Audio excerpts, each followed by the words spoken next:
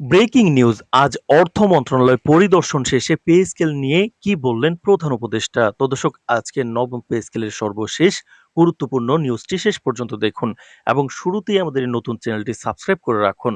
পরবর্তীতে নবম পে স্কেলের যে কোনো গুরুত্বপূর্ণ আপডেট যাতে আপনার মিস না হয়ে যায়। তো দর্শক, সরকারি চাকরিজীবীদের মাঝে দীর্ঘদিনের অপেক্ষা, উৎকণ্ঠা এবং অনিশ্চয়তার শেষে আজ যেন একটু হলেও স্বস্তির বাতাস বইতে শুরু করেছে। প্রধান উপদেষ্টা হঠাৎ করেই কঠোর নিরাপত্তা ব্যবস্থার মধ্য দিয়ে অর্থ মন্ত্রণালয়ে পৌঁছান।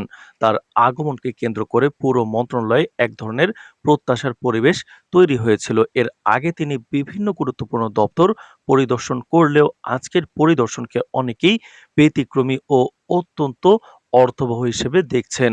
প্রায় ঘণ্টাব্যাপী বৈঠকে মন্ত্রণালয়ের শীর্ষ কর্মকর্তাদের সঙ্গে তিনি দেশের বর্তমান অর্থনৈতিক অবস্থান, বাজেট কাঠামো, রাজস্ব আয় ও ব্যয় নিয়ন্ত্রণ সহ গুরুত্বপূর্ণ প্রসঙ্গ নিয়ে গভীর আলোচনা করেন। বৈঠকের এক পর্যায়ে বিশেষভাবে আলোচনায় উঠে আসে সরকারি কর্মচারীদের বহু প্রতীক্ষিত পে স্কেল বিষয়টি।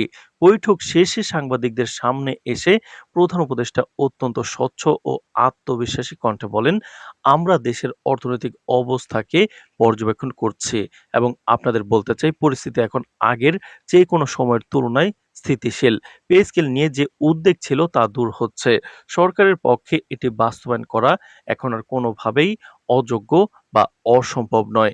তিনি আরও জানান, পে স্কেল বাস্তবায়ন শুধুমাত্র সরকারি কর্মচারীদের সুবিধা বৃদ্ধির বিষয় নয়, এটি দেশের সামগ্রিক অর্থনৈতিক কাঠামো, বাজেট ব্যবস্থাপনা ও দীর্ঘমেয়াদী আর্থিক স্থিতিশীলতার উপর বড় ধরনের প্রভাব ফেলতে পারে।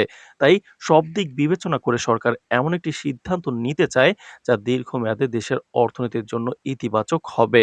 তো দর্শক, ভিডিওটির এই মুহূর্ত পর্যন্ত যারা দেখছেন আমাদের নতুন চ্যানেলটি সাবস্ক্রাইব করে রাখুন পরবর্তীতে নবম পে স্কেলের সকল আপডেট সবার আগে পেতে।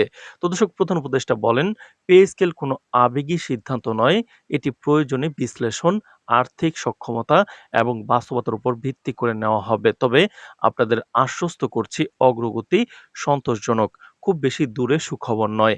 এর আগেও পে স্কেল নিয়ে নানা দাবি, আন্দোলন, স্মারকলিপি এবং মানববন্ধন হয়েছে। বিভিন্ন সরকারি কর্মচারী সংগঠনের পক্ষ থেকে, বিশেষ করে শিক্ষক সমাজ, পুলিশ, স্বাস্থ্য খাতের কর্মচারীরা দীর্ঘদিন ধরে উচ্চ মূল্যের বাজারে টিকে থাকার জন্য বেতন বাড়ানোর দাবি তুলে আসছেন। প্রধান উপদেষ্টার আজকের বার্তার পর তাদের মাঝে নতুন উত্তেজনা ছড়িয়ে পড়েছে। অনেকে সামাজিক যোগাযোগ মাধ্যমে লিখেছেন, এটাই হয়তো সেই দিন যেদিন আশার আলো দেখা গেল।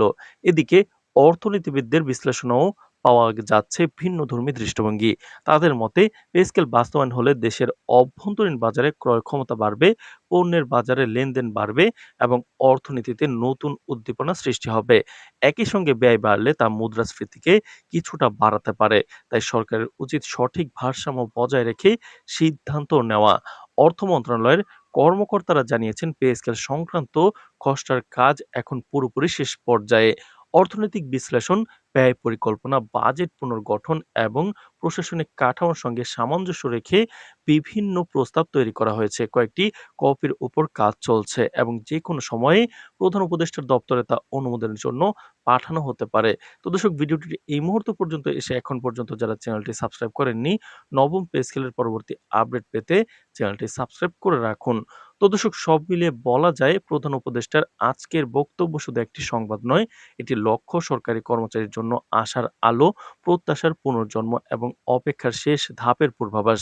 এখন গোটা দেশের নজর একটি জায়গায়, কবে আনুষ্ঠানিকভাবে পে স্কেল নিয়ে সরকারের চূড়ান্ত ঘোষণা আসবে। যতই সময় যাচ্ছে ততই এই প্রশ্নটি আরো গুরুত্বপূর্ণ হয়ে উঠছে। দেশের কর্মচারীরা মনে করছেন, আজকের বক্তব্যের পর হয়তো আর বেশি দেরি নেই।